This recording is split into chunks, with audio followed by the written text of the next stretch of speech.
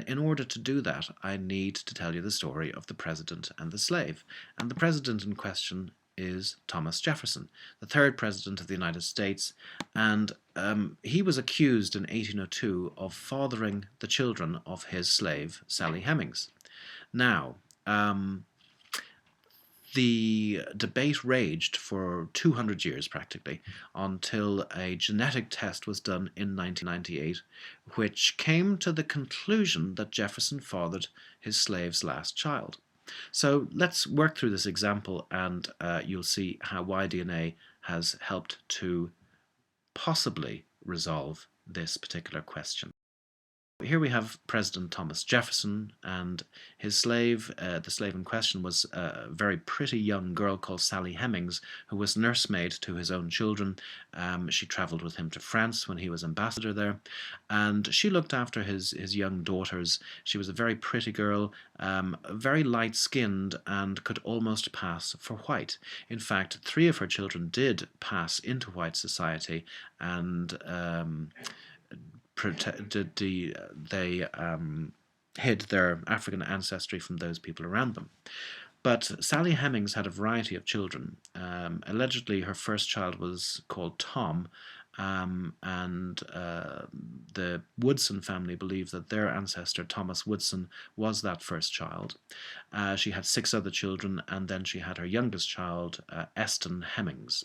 Now, one of the daughters of President Jefferson, Martha Jefferson Randolph, she and her family have always maintained that it was not the president that was the father of the children, but rather the president's nephews, or at least one of them, as either Samuel Carr or Peter Carr.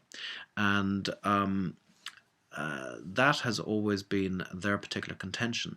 So in order to establish if Thomas Jefferson was the father of Thomas Woodson and Eston Hemings, it was necessary for the researchers to find living direct male line descendants of Thomas Jefferson, Thomas Woodson, and Eston Hemings. The problem was that President Thomas Jefferson did not have any direct male line descendants, and so it was necessary to go back to his father and from there to his grandfather, who would have passed the Y chromosome down to the president's father and thereafter to the president, and to trace living direct male line descendants from Thomas Jefferson II, the president's grandfather. And they identified 5 living direct male line descendants in the Jefferson line. They did exactly the same with the Carr line and found 3 living direct male line descendants, 5 living direct line descendants from the Woodson line, and 1 direct male line descendant on the Hemings line. So they did the DNA testing, and the Jefferson group were found to be an exact match, which would indicate that they had inherited this DNA unchanged from their common ancestor, Field Jefferson, the president's uncle.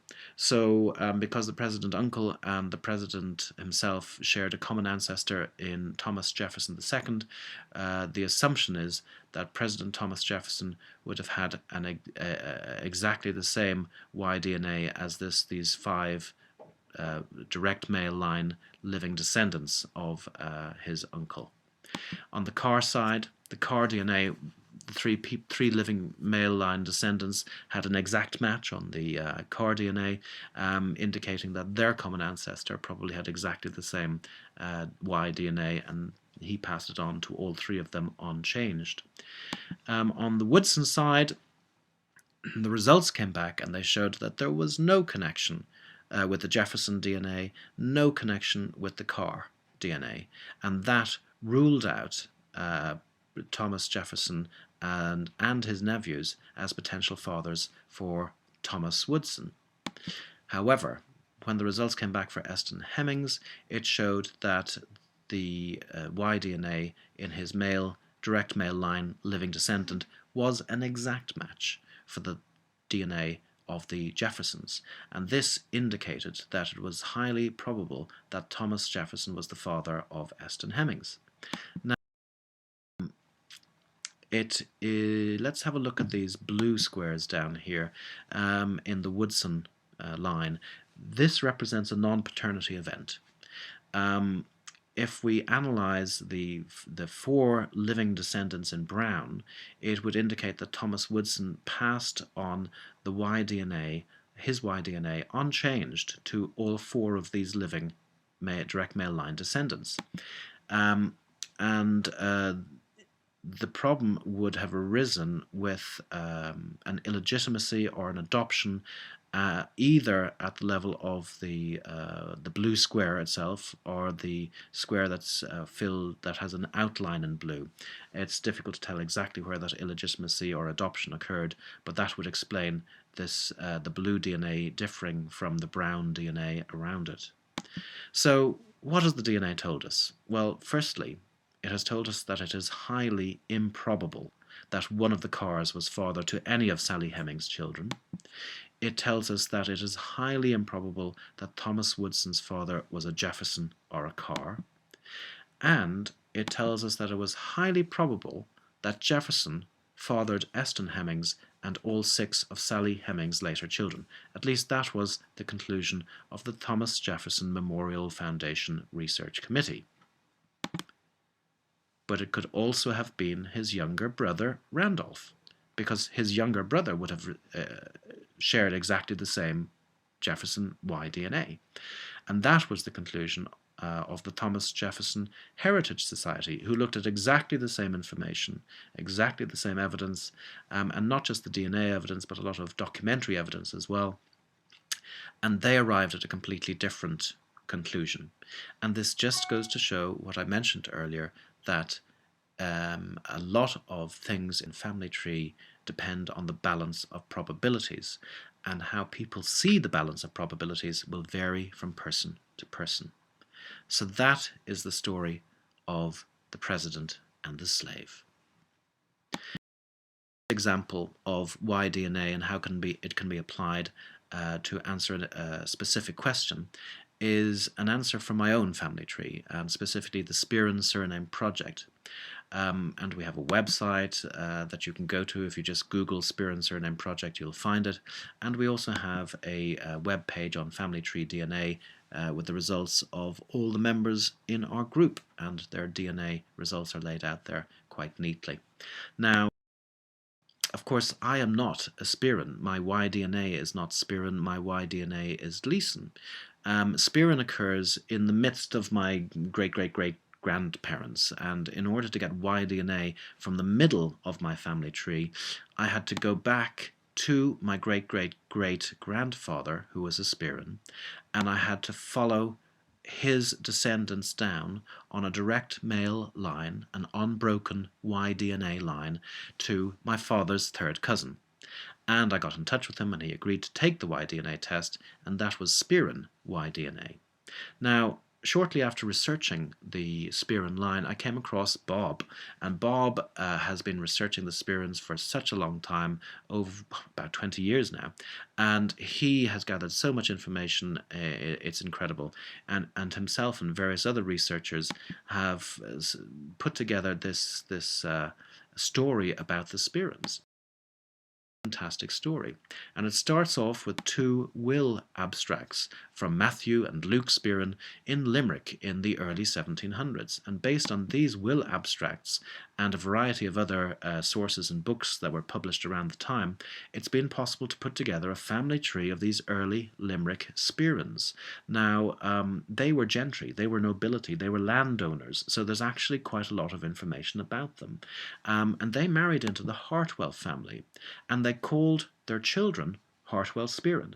Charles Hartwell Spearin, George Hartwell Spearin, and so on. And these Hartwells were mayors of Limerick in the late 1600s. They had been granted land there for their services to the army of Charles I.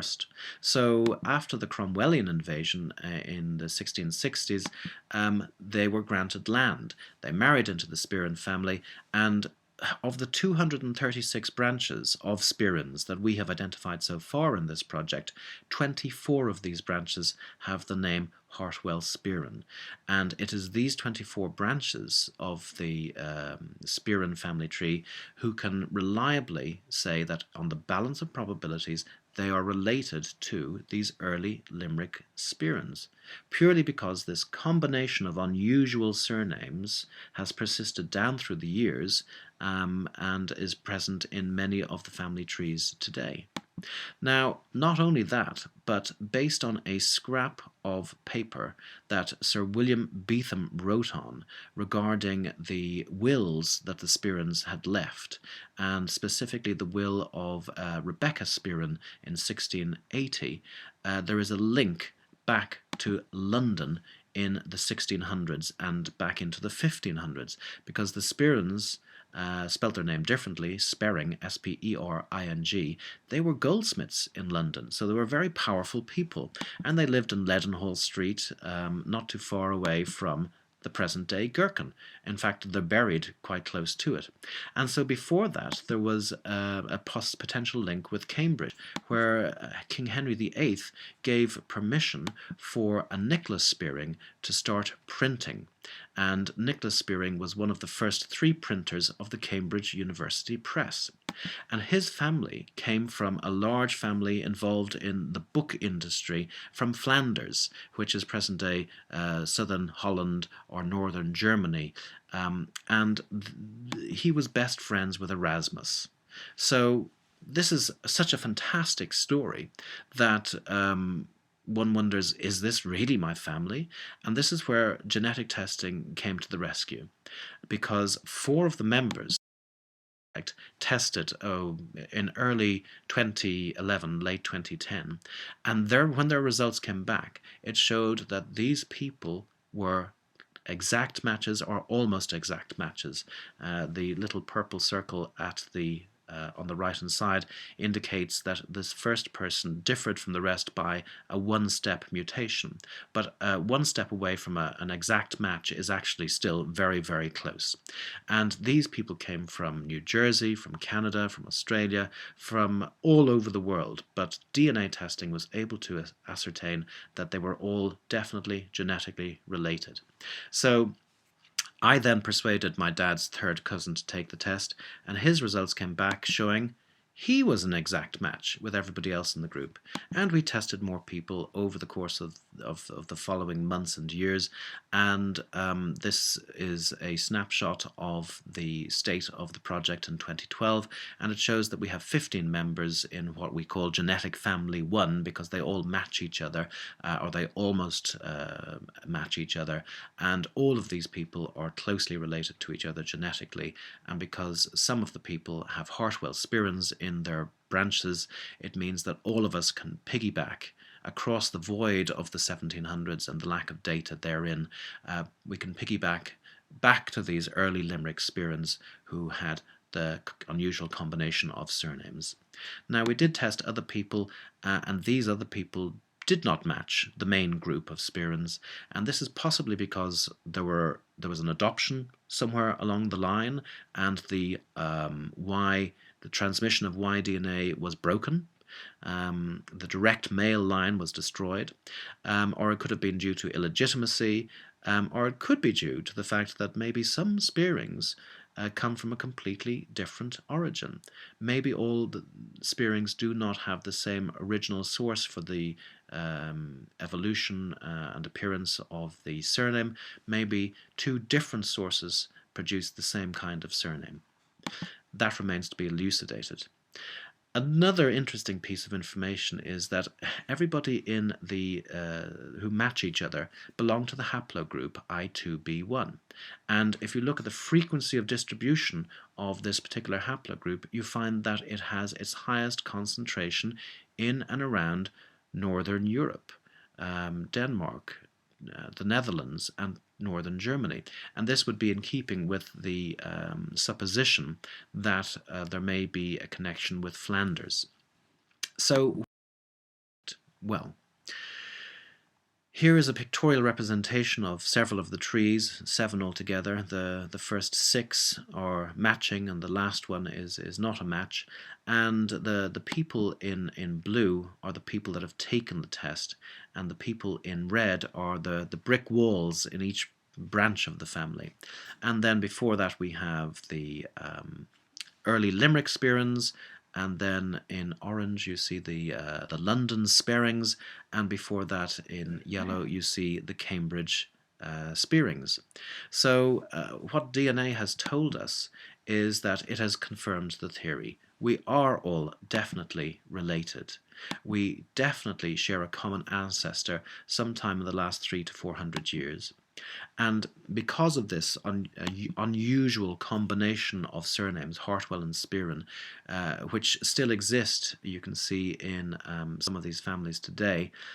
There are 3 examples in the family on the left.